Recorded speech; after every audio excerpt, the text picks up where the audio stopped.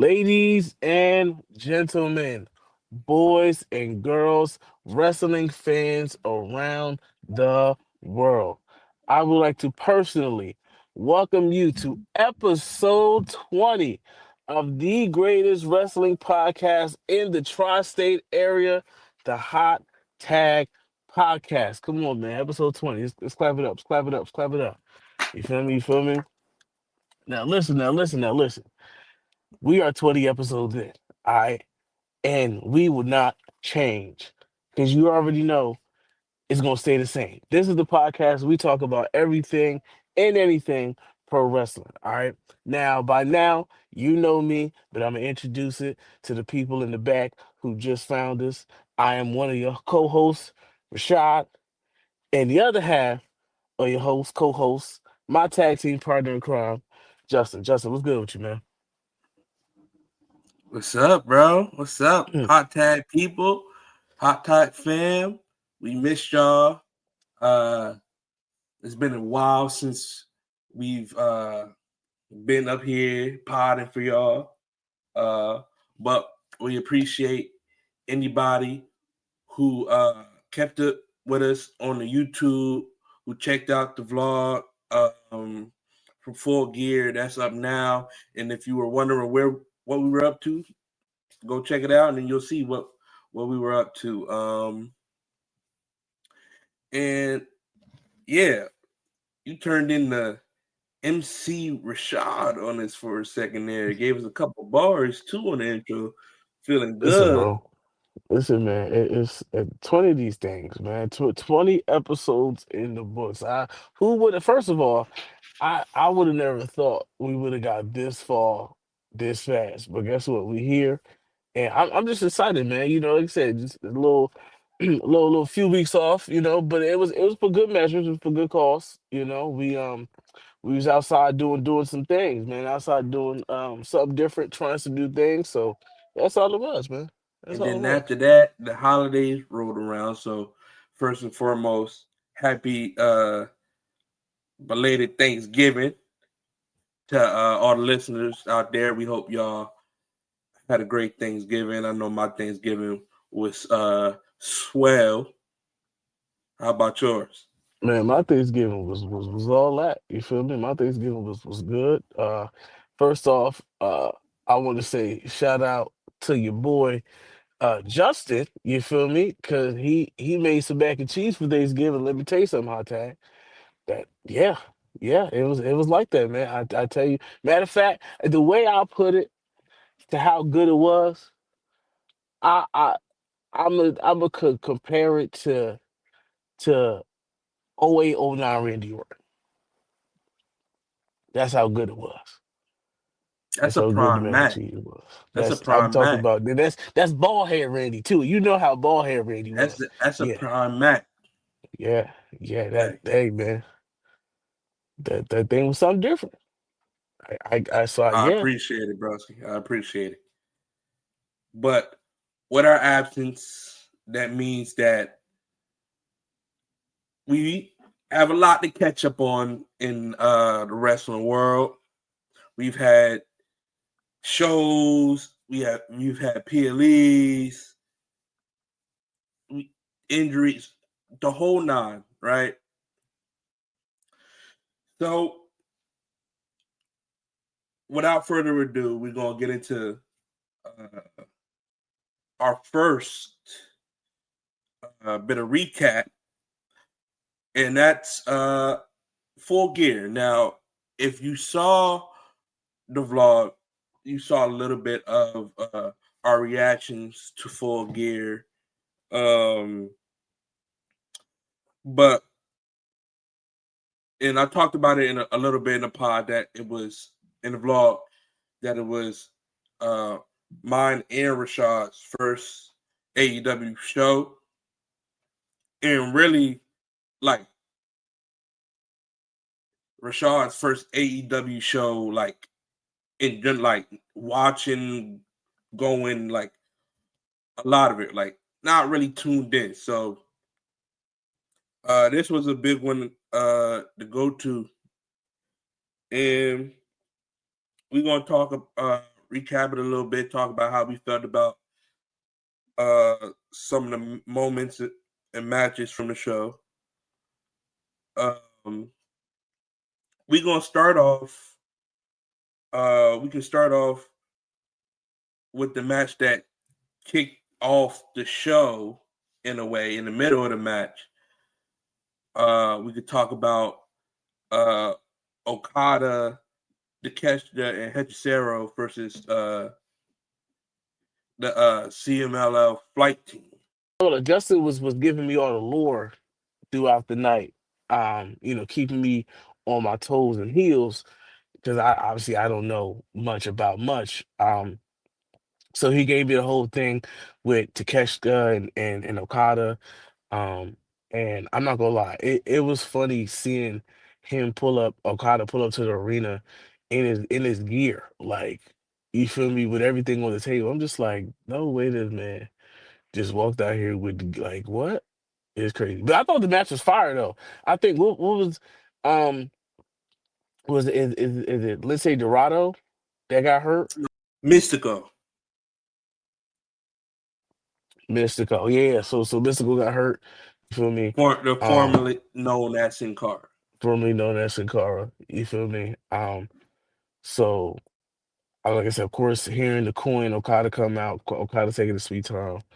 That thing with him and Takeshita, man, I wish I would have like been around to see that before. I might have to go back and you feel me, go watch some old videos, some old New Japan videos of them two.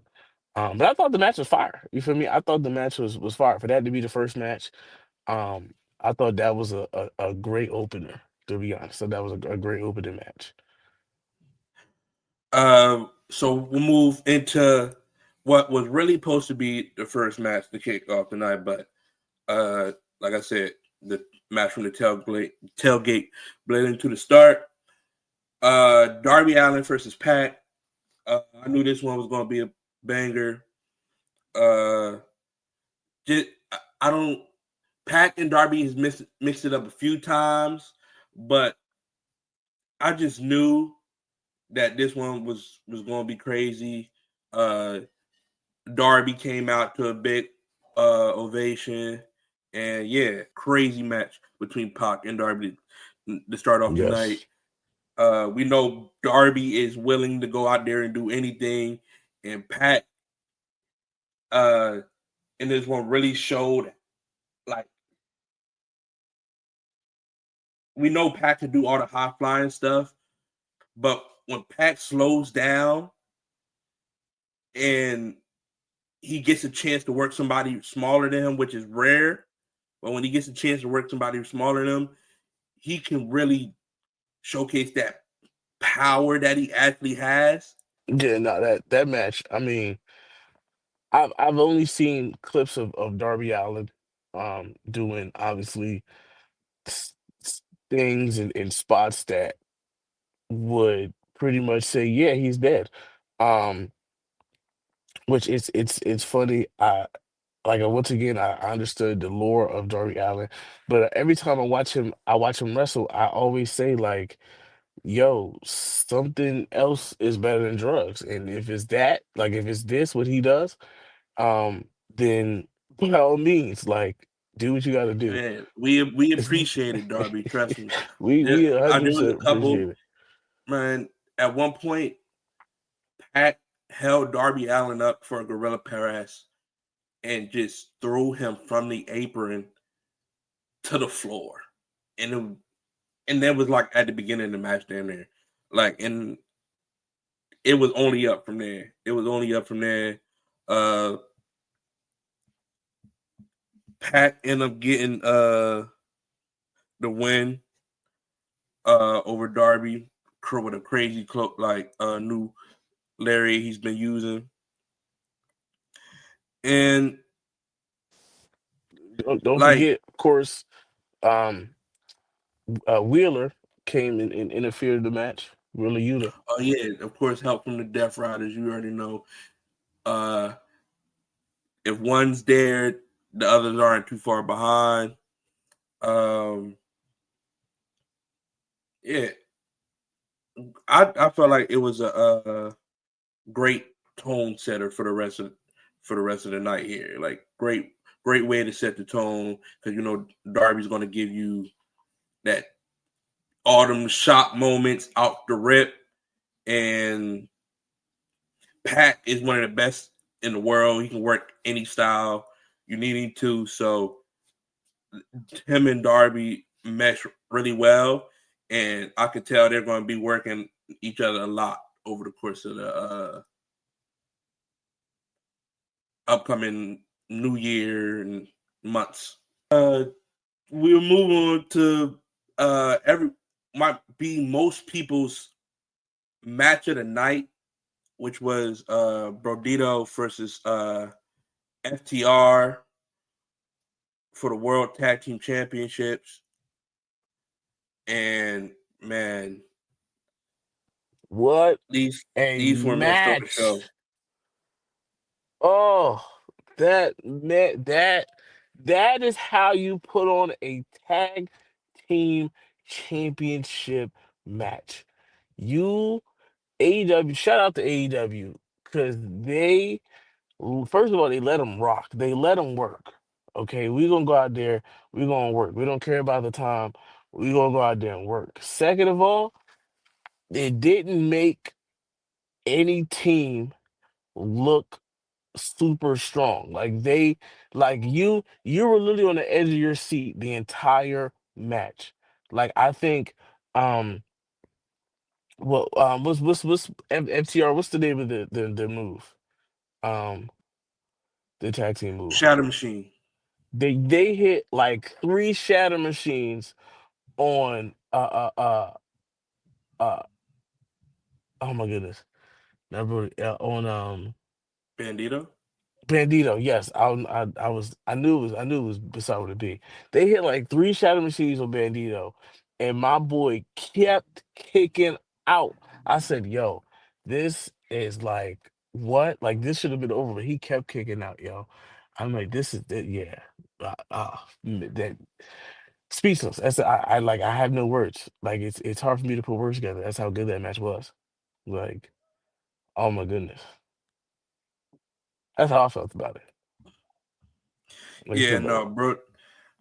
Like Brody King and I've talked about this in other pods. Brody King and Bandito as a tag team is something that on paper you just wouldn't think works, but somehow it does, and that's usually how the best things in wrestling come about.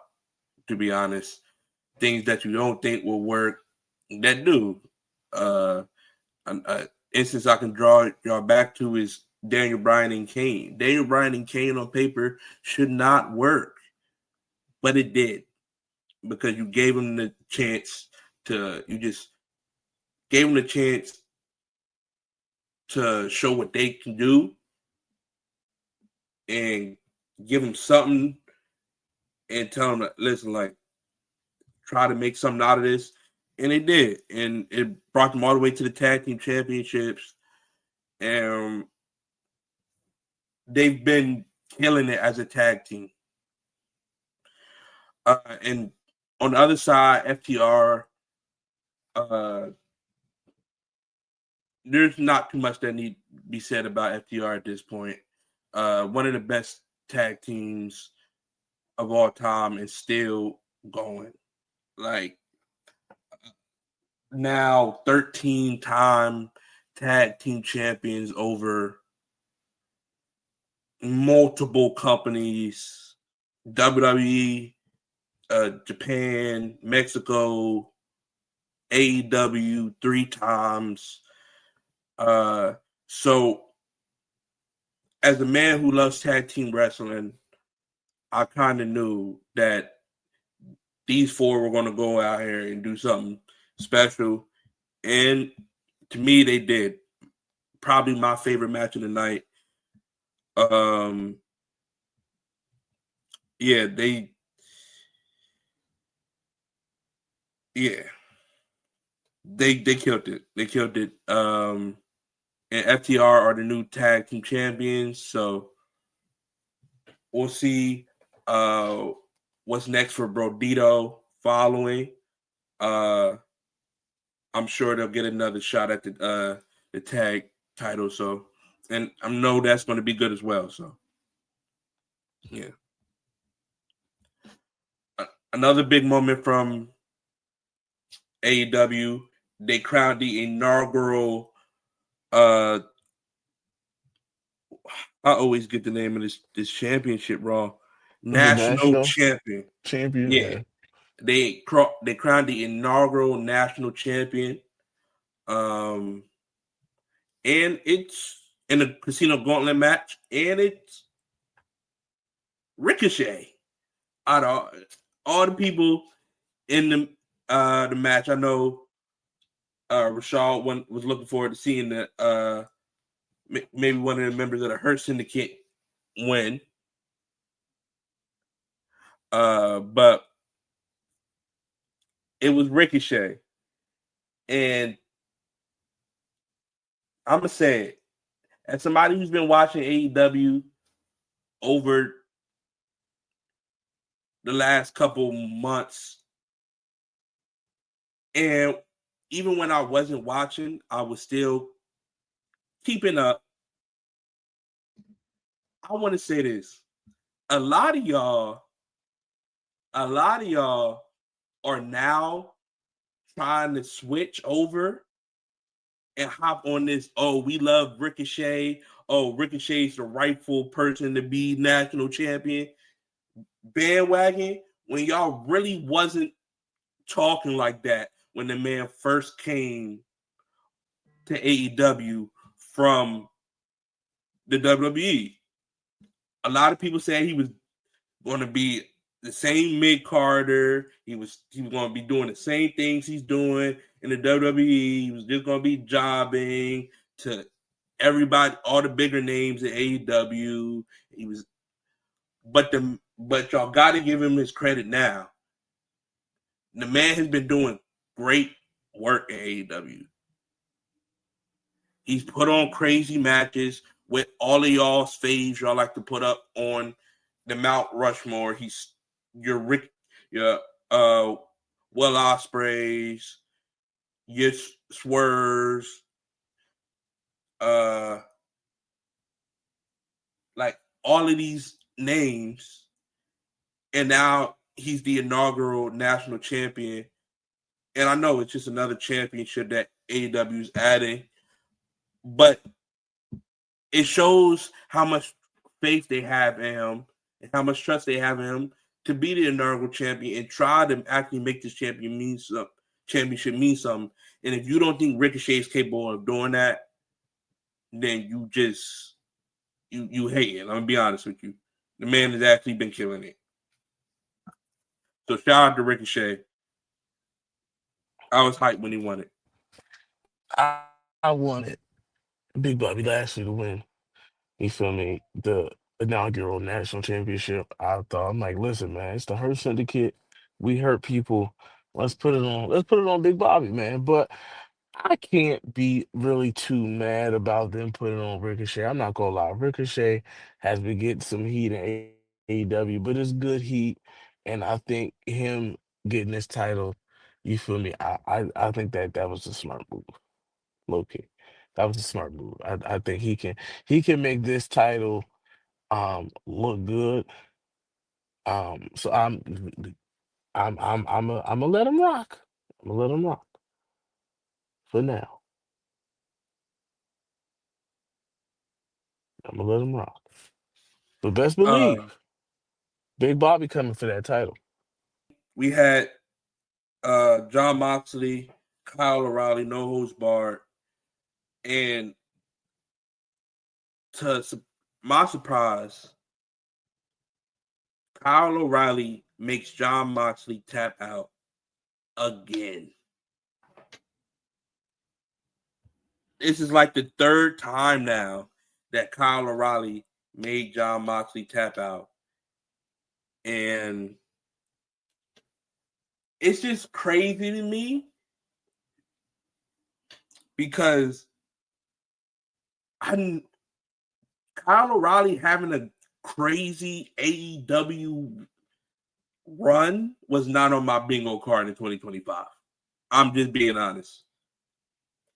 Like, this is no disrespect to Kyle O'Reilly. Kyle is insanely good. But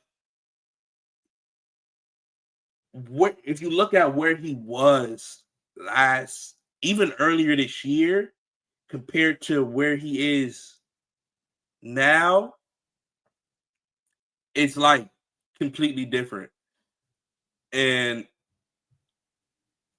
if anything, is credit to Kyle O'Reilly because he's been like working his ass off as of late. Like, and him and Moxley have been tearing the house down every time they've interacted. So it's definitely earned, but it was a big moment to me because like the match was crazy. Both men were bleeding all over the place. Moxley, of course, had the fork. Watched him carve Kyle O'Reilly's head open. Watch Kyle do the same thing to him.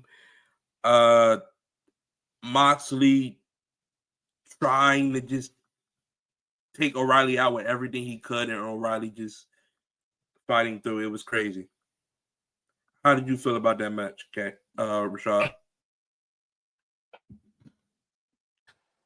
I think you and the dude next to him was like keeping track of how long it took for him to bleed. He just likes to bleed. Like it don't matter. Like you can come out there and look at him. He start bleeding. Like God, like good God. But the fork was crazy.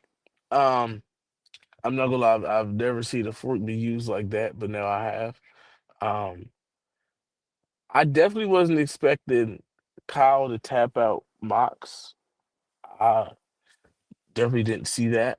Um, but of course, I mean the match was this was yeah, this is one of those little bloody matches.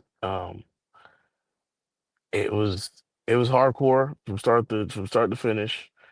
Um, Hey man, my thing, Mox has a name for it. He likes to call it Death Jitsu, a mix of yeah, hardcore and jujitsu. And I feel like him and Kyle are like the prime, the perfect practitioners for that. yeah. I mean, and you can see it. I mean, hardcore, and you tapped out. So blood to submission. There you go. Um, now this is a good match. This is definitely a good match. You feel me? It was just fucked up at the end. You know when they start jumping my boy Kyle, but good old Death Riders, man.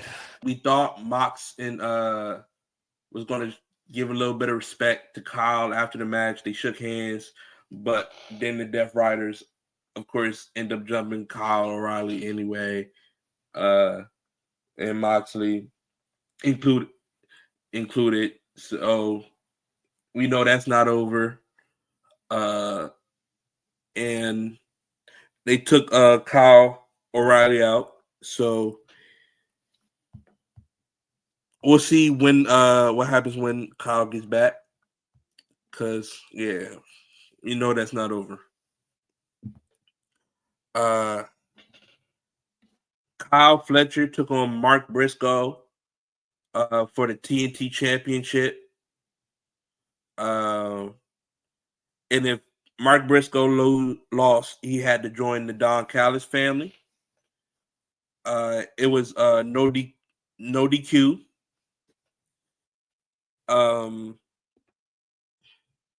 And Kyle and Mark Briscoe,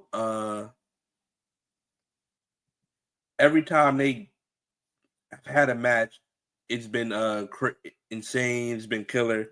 And you throw the no DQ in there, and you let Mark Briscoe be Mark Briscoe, but you know you're gonna get a banger.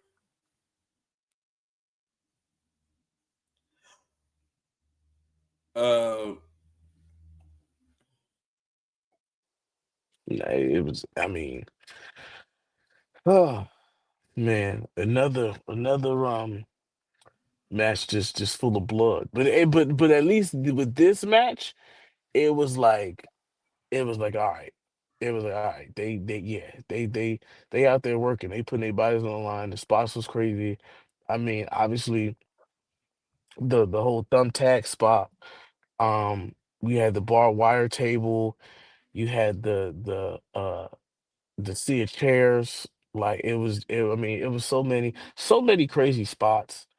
Um, Such a good match in my another good match for me. Like there was I'm not gonna lie, there was a lot of good matches that night for me. I've heard a lot of people saying this, especially post Full Gear, and they have a point about the blood, but in my opinion, the matches that had blood are kind of were matches that called for it. In my opinion, Kyle O'Reilly versus John Moxley, no holds barred.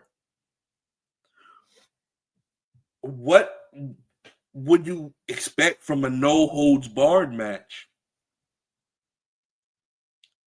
You get what I'm saying? Like no You DQ, Mark you Briscoe should and Kyle Fletcher.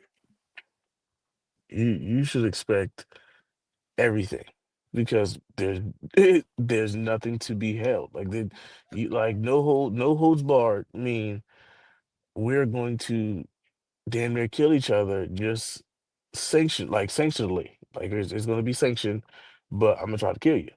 Um, so I mean, yeah, you should expect everything and everything. But like I said, I can get where it would be like just like a regular match. You feel me? No stipulation, just a regular match. And like they start bleeding. Like all right, like That's what TK, I'm you might have a saying.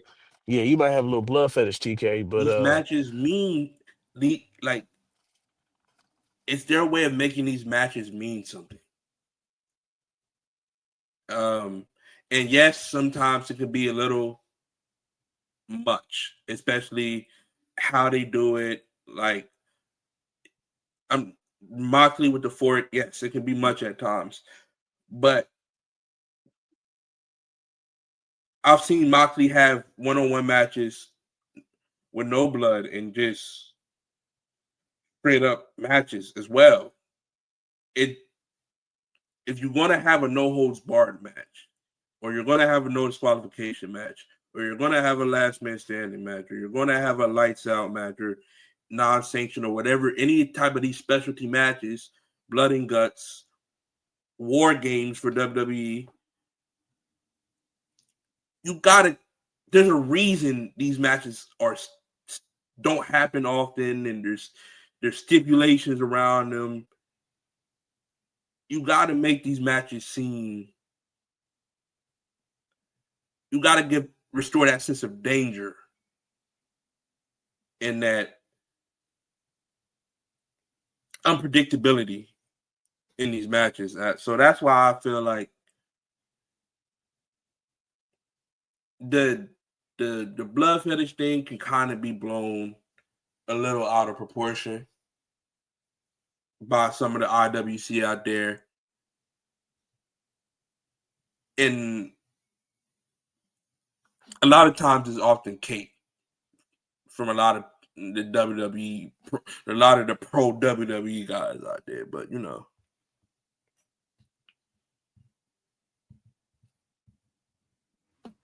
listen, I don't mind blood, but I'm not one of those people that like if they see blood to get queasy. Nah, I'm just like damn, all right. But like it like I said, there to a certain extent, some could be like, it's a little too much. Some could be like, that's not enough. So you really pick and choose. It's your preference. Like I said, I don't really care. Um, like I said, this show definitely didn't help those claims, especially with then how the show ended with Joe yeah. bleeding like a madman, but And it was like it's 10 seconds it's into it was dragged. 10 seconds into the match too. It's Like, definitely dragged a little bit though. yeah, like now we're Definitely doing, dragged a little bit. Uh, but yeah, Kyle Fletcher, Mark Briscoe, uh, was crazy. Shout out to Mark Briscoe, for winning the TNT Championship in a killer match. It was definitely time. Uh, it was definitely the right thing to do at that moment. And yeah, it was a special moment considering everything Mark Briscoe has been through. It definitely was a special moment for him and for everybody. Uh, Jurassic Express and Kenny Omega versus the Young Bucks and Josh Alexander in a $1 million prize match. The story of this match, we had Don Callis trying to recruit the Young Bucks into the Don Callis family and help him take out Kenny Omega. Really good match. But the important stuff happened at the end. That's when the Don Callis family was attacking Kenny Omega after the match, and the Bucks ran back to save Kenny Omega and fight off the Don Callis family, thus reuniting or possibly reuniting the Elite. Um, as a guy who has been in who watched the inaugural episode of AEW and gave AEW a shot when they first became a thing off of the name value of the Elite itself. Kenny Omega and the Young Bucks, three guys who I thought were WWE level, but weren't at the WWE, and I just couldn't understand why. And then when I found out they were starting up their own company aside from the Indies, I I like without any thought was like, oh yeah, I'm definitely going to be watching this. That's how much I rock with the Elite. So seeing them join back up was dope for me. Um, and the match was good. The Bucks are still like incredible workers, despite what anybody says. Same with Kenny. I see that. I see all you people trying to say that Kenny's washed, but the man literally had diverticulitis surgery, half his appendix removed, and is still going out there and performing at a high rate. I know he doesn't have as many one-on-one matches, but when he's in there, you can't say that he's not performing.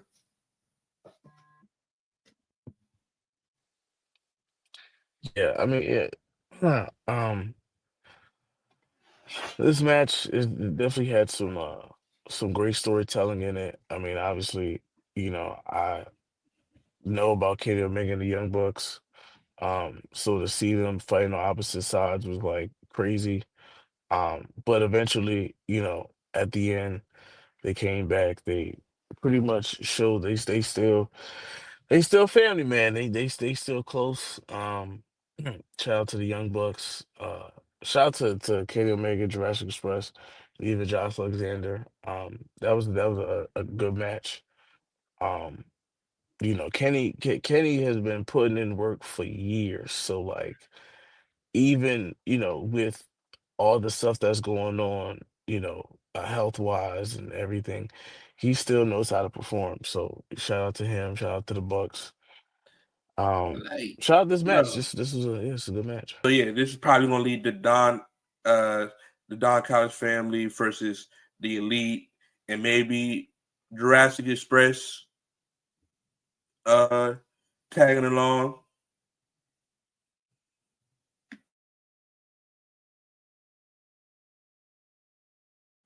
From there, we had uh Chris Statlander versus Mercedes Moné for the Women's World Championship.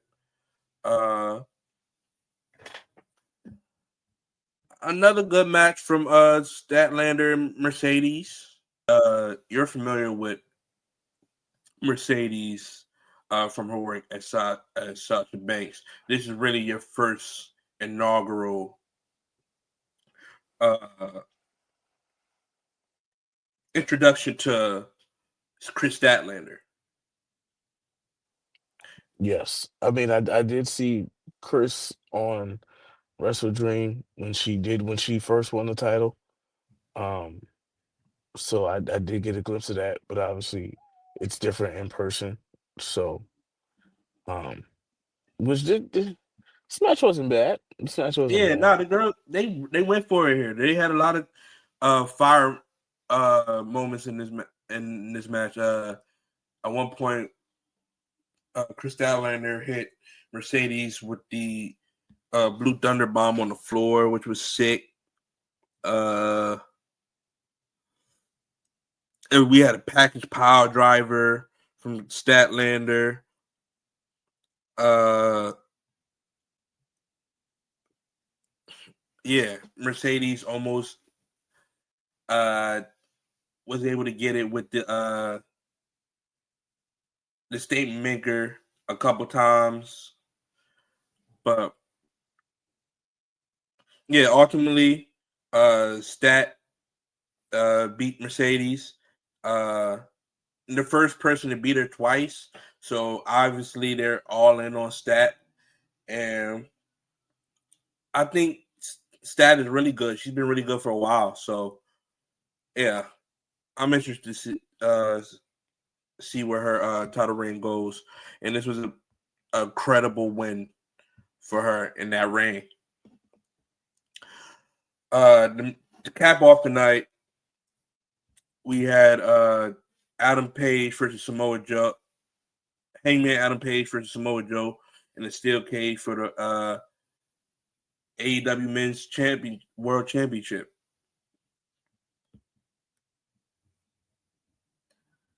This match, like you said earlier, Joe bled from probably the first 5 minutes in the match until the end, like consistent buckets. Uh, we had in this match, we had, of course, Joe at the beginning of the show said he was coming with reinforcements. After the ops, Will Hobbs broke into the cage. Eddie Kingston ran down, helped fight off Shibata. Hangman got rid of Will Hobbs, and then uh, that's when Hook turned on Hangman, hitting him with the World Championship and revealing to still be part of the ops. Which led to Joe winning the World Championship.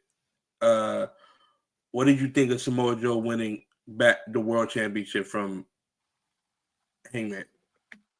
I mean, I always knew about Joe since TNA.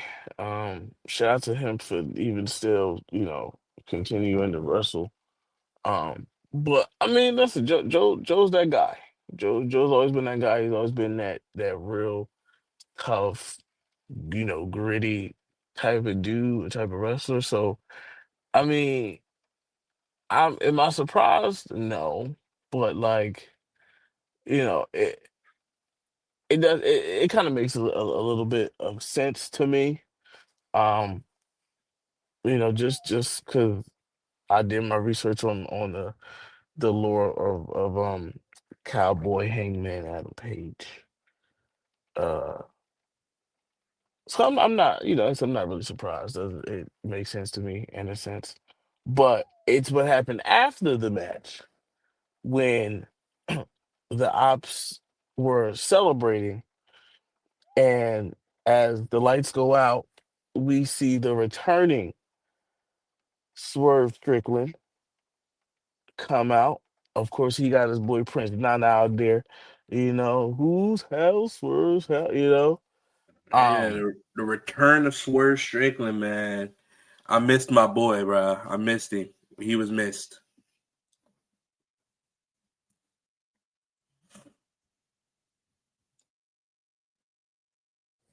um, and Swerve came down to the first of all, Swerve is always jacked, man. But he came out looking a little bit more bigger. My boy He been came down there. You eating know, steaks. yeah, man. He came out there, stood in the ring. So Joe like, oh, I know you finna go at Hangman because they got beef. So let me go do what you gotta do, big dog. So Swerve come in the ring. Swerve look at Joe, and he smacked the dog shit out one of the one of the ops. You feel me? And they start going at it. Um, but of course, Swerve Strickland, Hangman Adam Page, they were the last ones to stand tall. And it looks like they coming after Joe and the ops. You feel me? Yes. And that's how Full Gear ended.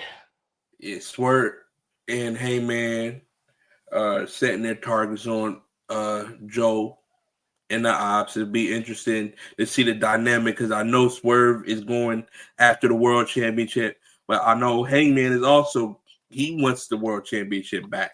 So when it's time to fight over that, it's going to be interesting to see what they do there. But it was just great seeing Swerve back, man. Like you said, the man been lifting since he been out. It was obvious, but yeah, all in all, AEW Full Gear to me, incredible show. Every match was entertaining. Every match gave you something, some moment out of it to hang on to. If I had to give it a rating, I would give it. I think it was a solid 9 out of 10. Um, for me, obviously that was my first AEW show. So if I had to give it a rating, I give it an 8.7 out of 10. The only reason why it's not a 9 or higher is because god damn that thing was long. I mean, I was in there fighting for my life trying to stay up. But it's all right though. It's all right because the matches were interesting. You feel me? They were entertaining.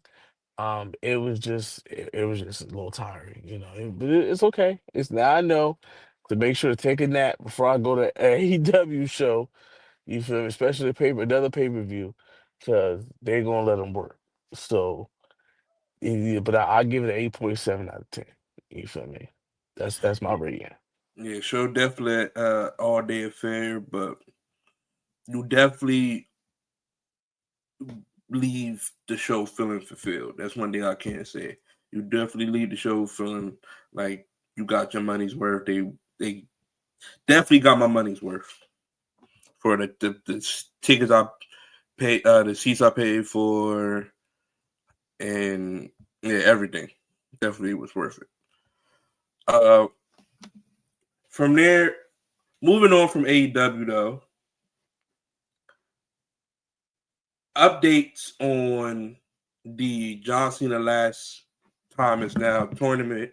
We are now down to the final four, I believe. Yes. So we have the final four participants in the last time is now tournament. Um, we have on one side we have LA Knight versus Jey Uso, which will be happening, and on the other side we have Solo Sikoa versus the Ring General Gunther. All right. Now, if you guys saw Raw this past Monday, Solo Sikoa faced Penta in the qualifying match, but the match was cut short because Penta was going for a Hurricane Rana off the barricade, Yeah, and he landed awkwardly on his shoulder. Um, and unfortunately, they discontinued the match because Penta could not go on. I think he either separated his shoulder or his shoulder like came out. He couldn't put it back in. But the match was cut short. Solo Sikoa moves on. Of course, it's always uh, a bad thing to see somebody, somebody especially like Penta who's been on the up and up so far, who's been getting a lot of time, to get hurt in such unfortunate fashion. Um, we don't know what the injury is yet. WWE hasn't said anything. We haven't seen anything posted yet. So of course, as soon as we see what that diagnosis is, we shall give you guys an update on that if you guys don't see it yourself. Definitely wishing the best of luck to Penta. Hopefully it's nothing too crazy. Maybe he's out for like a few weeks or something. But definitely want to see him back in action. Uh but we have our final four participants set for the last time yeah, is now tournament, which yeah, that's December 13th. We just saw Cena's last PLE ever in Survivor Series, which we will transition into Survivor Series because they started Survivor Series with the women's War Games match. And if you don't know who was in the War Games match for the women's, on Team Oscar, you had Oscar, you had Kyrie Sane, you had Lash Legend, you had Nia Jax, and you had the man, Becky Lynch, right? And on the other side, Team Rhea Ripley, you had Charlotte Flair, you had Rhea Ripley, you had Alexa Bliss, you had Io Sky, and you had AJ Lee. Um, this match this match, the women put on a solid match. Of course, Team Rhea Ripley wins. We got some solid spots. Shout out Last Legend because this was her first War Games match, the first match on PLE ever. For WWE because she's finally moved over to the SmackDown roster. This is a good match. I'm not gonna lie, this is a good match. Of course, when Rhea came out, she had that Art the Clown inspired mask on, which was tough. Yeah, this is a good match. How you yeah. feel about it? Yeah, shout out to the WWE for uh, giving Last Legend the opportunity to come out last. I feel like that's a uh, coming out last in War Games, being the person that officially start the match is a big position, and it was dope to see Lash get it out of everybody that's involved that could have got it in that match. Um, Even on her team. Uh, and I felt like Lash went out there and killed it for her first War Games match, first PLE uh, on the main roster. She killed it. So shout out to Lash Legend. Uh, Io Sky with the crazy at this point traditional uh trash can dive off the top of the cage. Look nuts as usual. Um, yeah, good match. Women's War Games. Great start to the show.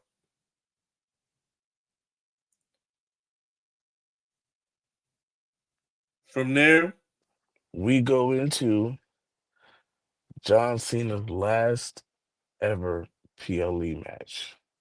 It is for the Intercontinental Championship, which he is defending it against Dirty Dominic Mysterio, who is from San Diego. He let me tell you something. It was something in me that just felt like it was already going to be chicanery and a bunch of foolishness off rip. But you know what? I tried to be open minded, and I said, if this is John Cena's last match, it's going to be a good match, right? You know, Dom comes out with Raquel and Roxanne. You know, Cena, of course, he comes out. You know, is running around giving everybody dap, talking to Stu. Started the match off. A lot of it is Dom. Dom is having a lot of offense. Um, we get to the side of the ring, and Dom essentially does the same move that Penta did on Monday. And at this point, we're thinking, oh man, like he injured himself just like Penta. Like the match is over. This is crazy. You know, it like this is how John Cena's We last match is gonna end. we gotta talk about this.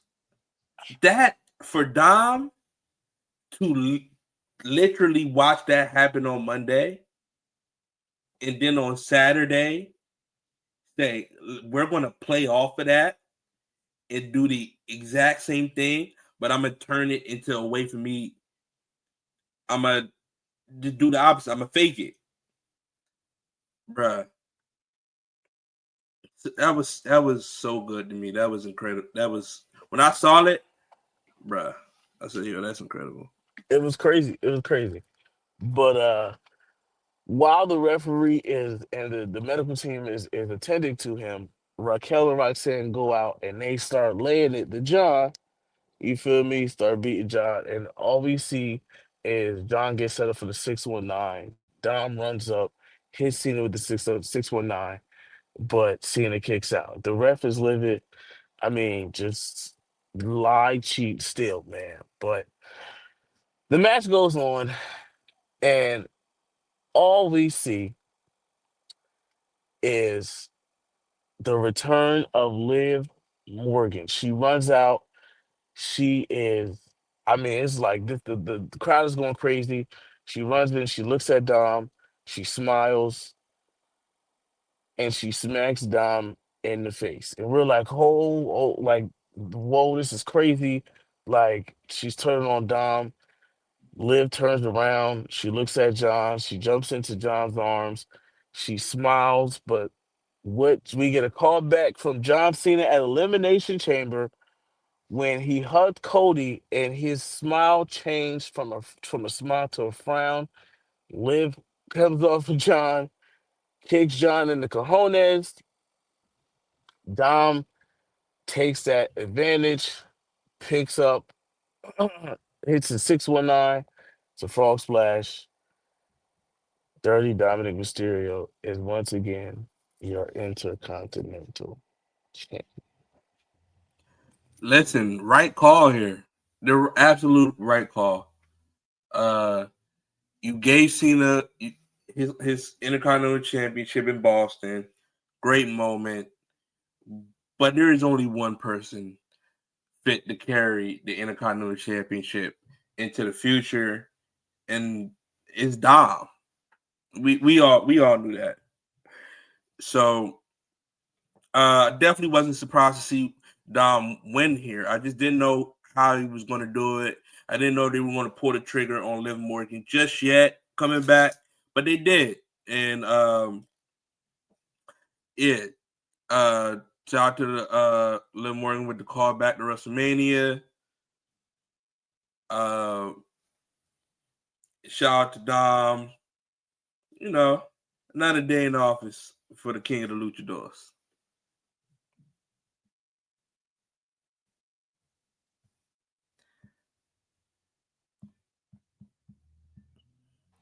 King We of also Luchador is had my ass. King of Luchador is my ass.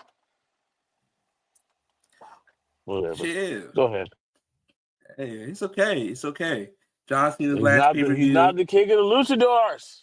John Cena's last PLE, and he got pinned by Dirty Dom Mysterio. It's okay. We Whatever. Go also ahead, had man. the Women's World Championship match between Stephanie Vaquer and Nikki Bella. This match was solid, but I'm not gonna lie. Stephanie Vaquer needs someone a little faster pace to keep up with her, because this match just felt like it was a lot of Stephanie slowing down for Nikki Bella. And it felt like the match, the pacing just wasn't there to me. Like, and it's no knock to Nikki Bella because she tried. It's just at the level that Stephanie Vaquer is right now, she needs somebody that can kind of match her. And there's a lot of those people in the women's division. It's just most of them were in Wargames tonight. So Yeah, I agree. Yeah, I'm gonna be honest. I this match. I totally agree. She needs somebody that can keep up with her, especially tempo wise. Because I didn't like this match. I really didn't like this match. I thought I thought there were a lot of times that Stephanie had to like change things on the fly just because Nikki couldn't fully keep up with her. Um, and I felt like that kind of hindered the match. If there were not a lot of changes to that, I feel like this match would have been better. But I mean, yeah, I love Nikki, but I think you should work with somebody that's a little pace match, like can match the pace with you, not Stephanie. Stephanie is that's not her. So yeah, yeah, they also didn't have the enviable spot of following John Cena and Dominic Mysterio, but yeah, I just think the pairing of those two following the match before just wasn't the best. But yeah, hopefully following this, following War Games, we can get some fresh matchups for Stephanie Vaquer that we look forward to, some of those big name matchups. But last, but of course not least, for War Games, uh, or Survivor Series, we had the men's War Games match. Team, I guess you can say Team Lesnar, which consists of Brock Lesnar, Bronson Reed, Drew McIntyre, Braun Breaker, and Logan Paul versus Team, I don't even, All Stars, WWE All Stars, Cody Rhodes, CM Punk, Roman Reigns, and the Usos. Um,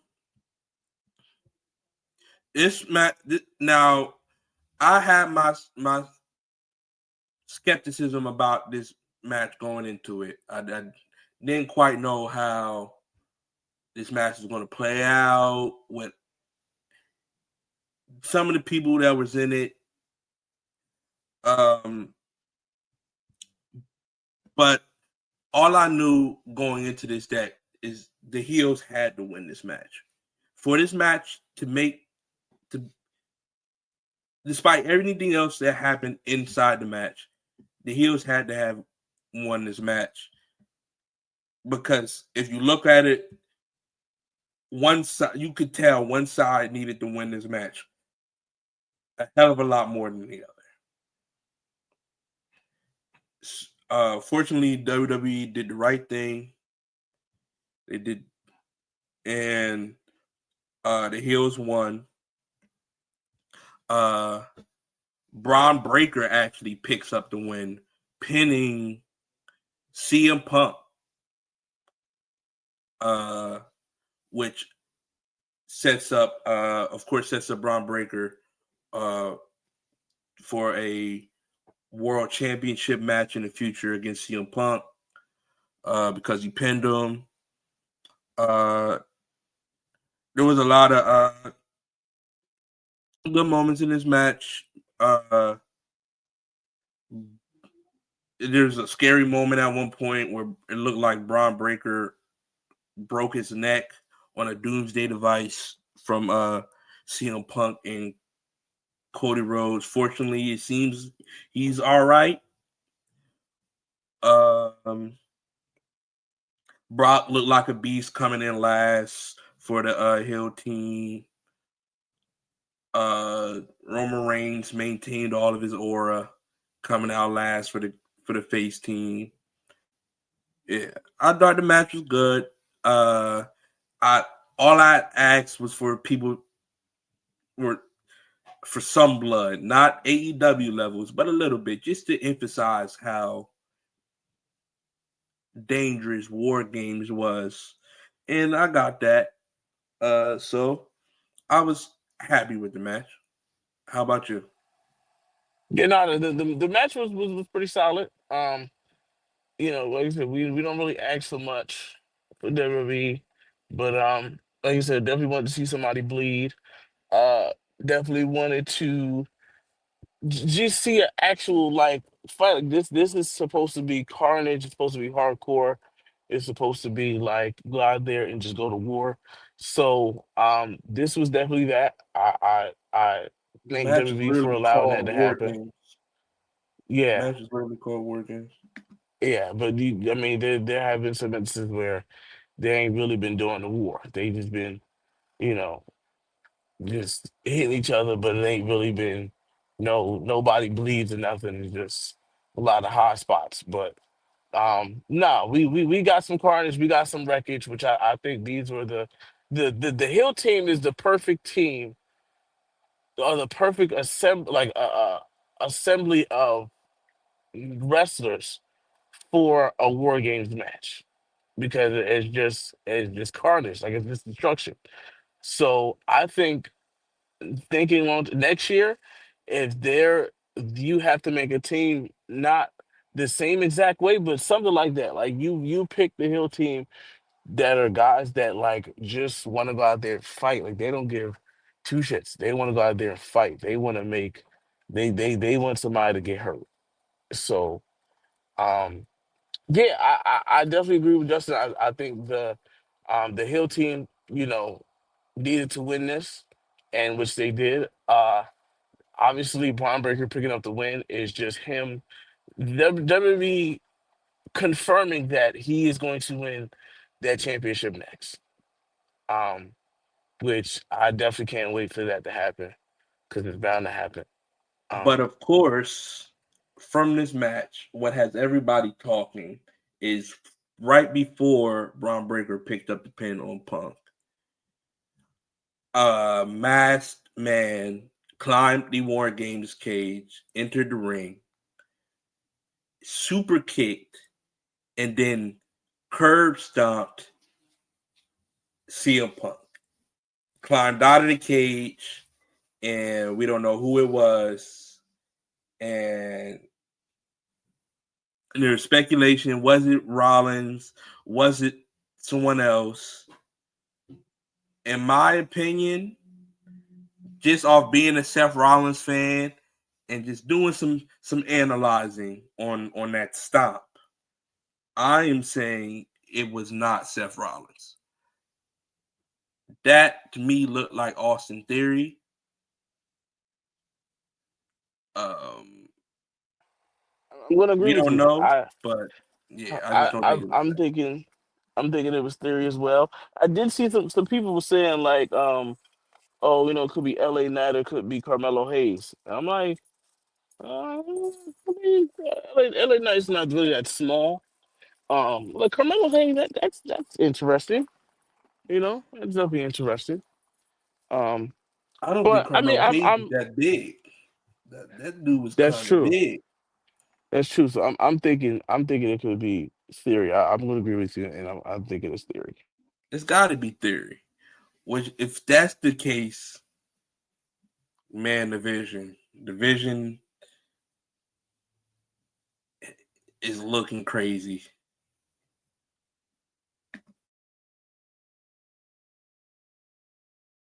Yeah, which is funny because like I called it. I literally said somehow like I thought Theory was going to be in the match itself. But if that is Theory, the masked man, then like I mean we once again we can literally write this because we already know what's going to happen. That's what I'm saying.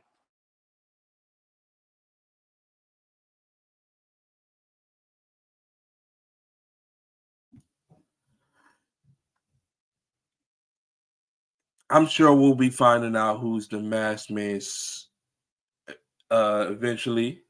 Um, but yeah, if you had to give a rating for War Games, what would be your rating? My rating would be my rating would be this would be an 8 out of 10. This would be an 8 out of 10 for me. It's not higher than Full Gear. It's not better than Full Gear in my eyes. Um, that Stephanie and Nikki match, man, I just wish that was if that was better. That was better. Then we would get a higher rating. But I give it 8 out of 10. 8 out of 10 isn't bad. What about you? What would you give it? I'd give it a solid. I'll give it a solid.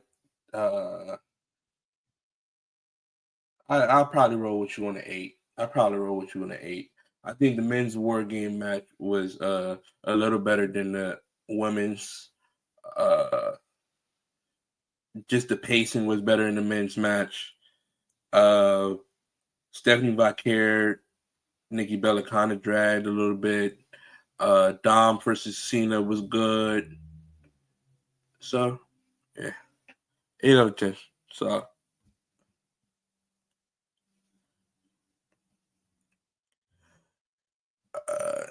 so we're almost at the end of the pod for this week. But before we go, as always, we always have to give y'all our hot spots of the week. I can't remember who went first uh, last I'll pod. go. I'll go first. Just get out the way. I'll go first. Why not, man? You feel me? Okay. Um. So the first hot spot for me has to be Brodito versus FTR. Um, that match was just, I mean, incredible from start to finish. Okay. Uh, kept you on the edge of your seat. So I'm going to give Brodito and FTR my first hot spot. The second hot spot will be Kyle Fletcher and Mark Briscoe. Um, I mean, mainly because Mark Briscoe finally winning that title. Uh, I thought that was dope. I thought that was big. Shout out Kyle Fletcher. He young star in the making. Um, definitely has a lot of potential. Um, and my third hot spot would have to be hot spot would have to be Dom and John Cena. I'll give it to them. I'll give my hot spot to them. That's my hot spot.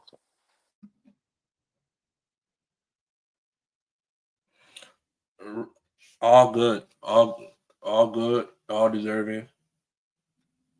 Uh, for me, I would probably have to go for my hot spots of the week. I would probably have to go with Lash Legend. Uh, I'm gonna go with Ricochet. Um, and I'm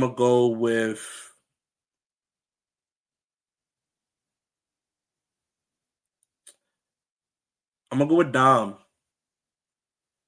Just cut three people who I felt like when given the opportunity, uh, this week, they made the most out of their opportunities.